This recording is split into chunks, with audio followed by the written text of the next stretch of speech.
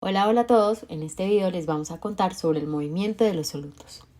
El movimiento de los solutos a través de la bicapa lipídica depende del tamaño, carga y solubilidad, además de la presencia de transportadores.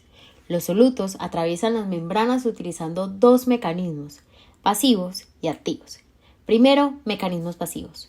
Este se caracteriza por ir a favor del gradiente, o sea, ir de un lugar de mayor concentración a uno de menor concentración.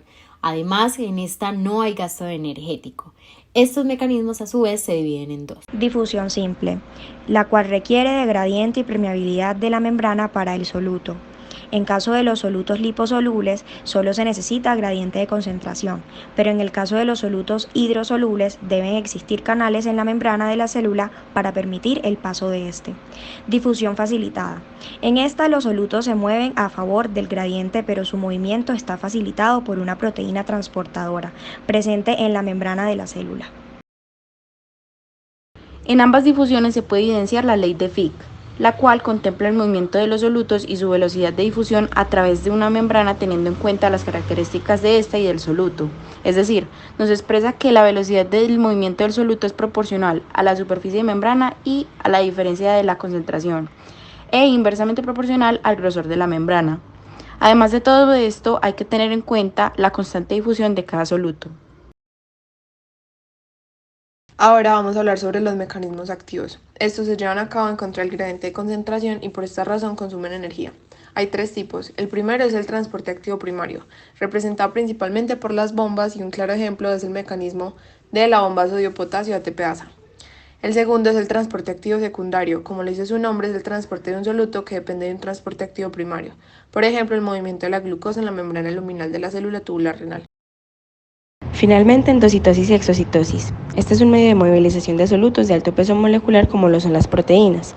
Consta de la formación de una vacuola que puede proteger la macromolécula de la digestión enzimática o, una vez dentro de la célula, permitir la fusión con los lisosomas para propiciar la hidrólisis de la macromolécula. Ahora bien, en el cuerpo humano aplicamos todo esto que hemos aprendido de la siguiente manera. Todo inicia en el tubo digestivo, el cual se encarga de reducir de tamaño y enviar al torrente sanguíneo partículas que rápidamente se van a distribuir al intersticio gracias al gradiente de concentración.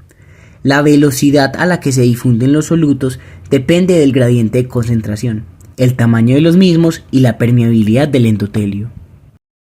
Gracias a esto podemos decir que la concentración de solutos entre el plasma y el intersticio puede ser la misma, exceptuando las proteínas que se encuentran en su mayoría en el plasma, por lo que determinan la distribución de aniones y cationes.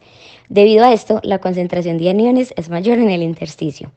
Como las proteínas no salen del plasma, estas ejercen una fuerza contraria a la hidrostática, llamada presión coloidosmótica u presión oncótica. Esta fuerza se encarga de retener el agua en el plasma. La principal proteína encargada de esto es la albúmina. Hay capilares muy permeables como los del hígado, el vaso y la médula ósea, que permiten el paso de células y de proteínas, pero también hay capilares muy restrictivos, como ocurre en la barrera hematoencefálica en el sistema nervioso y en la barrera hematotesticular en los testículos. La concentración de solutos en el líquido extracelular cambia frecuentemente debido al ingreso y egreso de solutos y al ingreso y egreso de agua. Estos cambios de osmolaridad en el líquido extracelular producirán movimiento de agua hacia o desde el líquido intracelular, a menos que existan mecanismos reguladores.